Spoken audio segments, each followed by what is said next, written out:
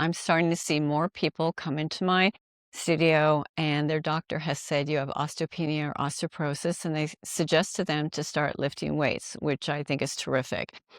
Not too many years ago, that wasn't something that was being asked of clients or their patients. So I think we need to have a broader discussion because oftentimes they come in with questions that may or may not have been answered by their healthcare professional. And I'm hoping to provide you with information that you can bring to your healthcare professional and say, "Hey, I heard this. My trainer asked about this," so that you have a little bit more information when you go back for that next DEXA scan, which is typically how it is determined that you have osteopenia or osteoporosis. It is a test to find out what your current status is, and that will change over time, unfortunately. So let's start at the beginning. Reason this is important for us as a society is that hip fractures account for about 350,000 fractures per year. That's pretty significant. And as we have an aging population, the chances are we may see that get even higher. Also, 1 in 35 will die from that hip fracture. So if we're looking at about 350,000 cases per year, that means about 100,000 people will die from a hip fracture. And this is predominantly about women because women are 3 times more likely to have a hip fracture than men, except for men over 70, then their chances accelerate. So this is a pretty big discussion, I think, for us. And one of the things that's very interesting that comes up is that this is a calcium deficiency. Well, bone development is much more complicated than that. So this is why I would like to discuss this with you, because understanding that there's much more involved will help you to hopefully do the right things and also to ask the right questions of your healthcare providers. So statistics are kind of scary and involve so many of us. One thing that I did not learn decades ago is that bone density actually begins in childhood. So from the day that we're born till about 20 to 22 years of age, depending upon whether you're male or female, that is the time that you build bones. So it's really important that we all jump, leap, do all the fun things we do in childhood and make sure we're getting enough of that during those years. I also encourage that if you're not playing sports, that you take time to do some sort of resistance training. And so the youngest clients I work with is about 15 years of age, and they absolutely can safely start doing resistance training to ensure that they have excellent bone health as they age. So think of it this way. Bone health is a childhood disease, potentially, that manifests as we age. And when you think of it in those terms, it's really important that we help our children grow their bones and be as dense as possible, or our grandchildren. And I also encourage that we work out with them. So then from about 30 on, we have more bone remodeling. It's called osteoblasts are the ones that lay down bones. Osteoclasts are the ones that take the bone away. So right for about another decade, we have an opportunity to keep that bone that we've accumulated in childhood and young adulthood and maintain it as long as possible. After about 40, it starts dropping off and we start losing bone every decade. The amount we lose is really determined by our habits. So I'd like to start talking about that as well. When somebody comes in, the first thing I want to find out is, are they actively losing bone? And if so, why? Well, it could be their habits, but there's other things that do really affect our bone health. Sometimes it's medication.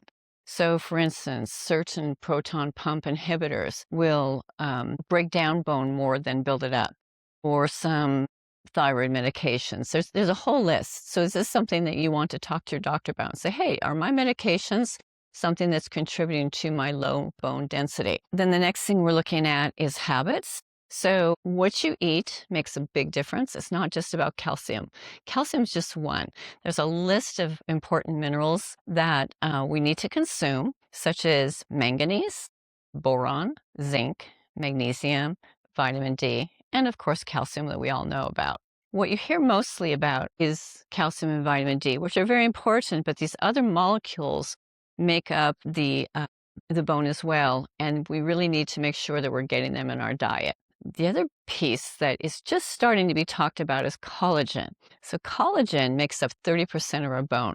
Think of it as the structure of the bone, and then the minerals pack in around that structure of the collagen. So what happens, and why women are affected more than men, is that as we start heading into perimenopause to menopause to postmenopause, we are losing bone. And that's because we start losing collagen. Collagen loss means bone loss. And this is a really big part of the picture that isn't often talked about. So if we're losing collagen, for instance, we start seeing it in our skin, sometimes in our face, we're also losing it in our bones, and we have to be very aware of that. So making sure that we have enough collagen in our diet is really about eating protein. So protein, super important, as much as the calcium, if not more so, when we think about its loss actually pushes the bone loss.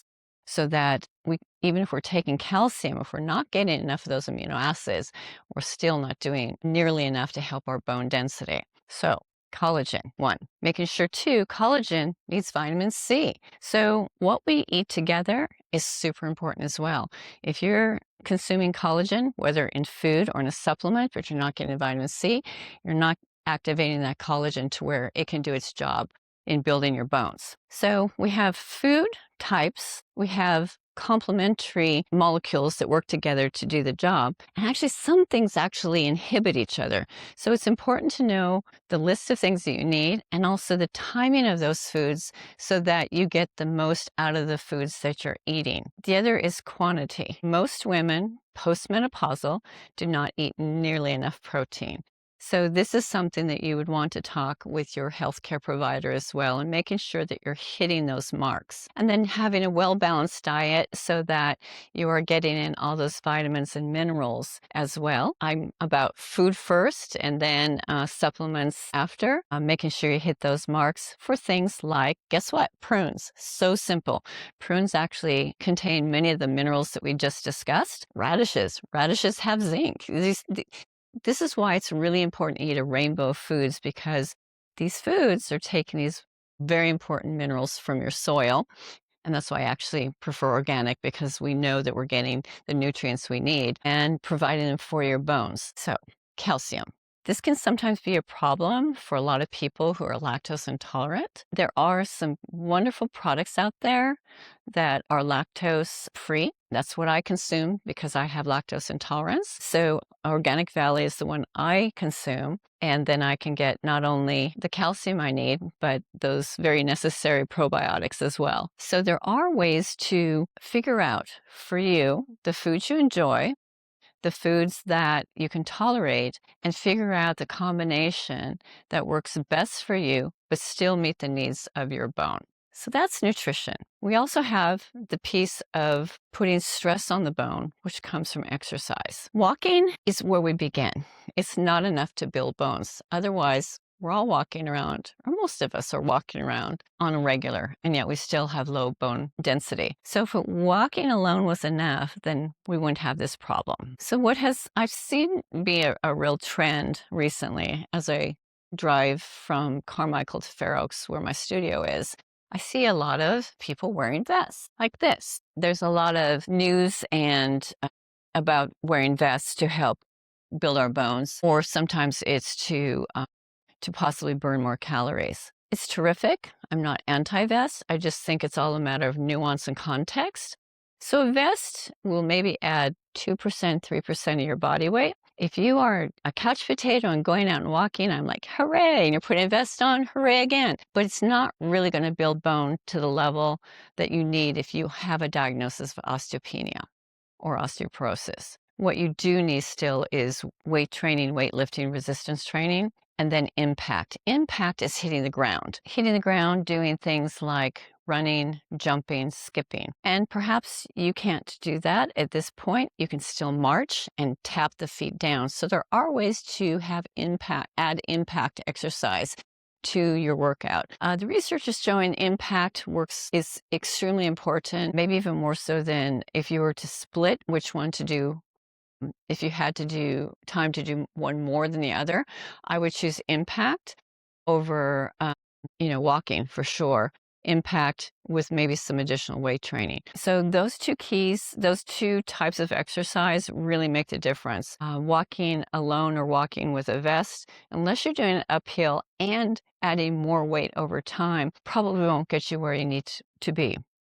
So here's a personal story, and hopefully this will illustrate that. I had been a caregiver for about 1.75 years, and it was one of the few times that I haven't exercised. I also wasn't eating very well because any of you who have been in a caregiver role knows that we unfortunately put ourselves last. Well, guess what? I went and had a test done, and I had osteopenia.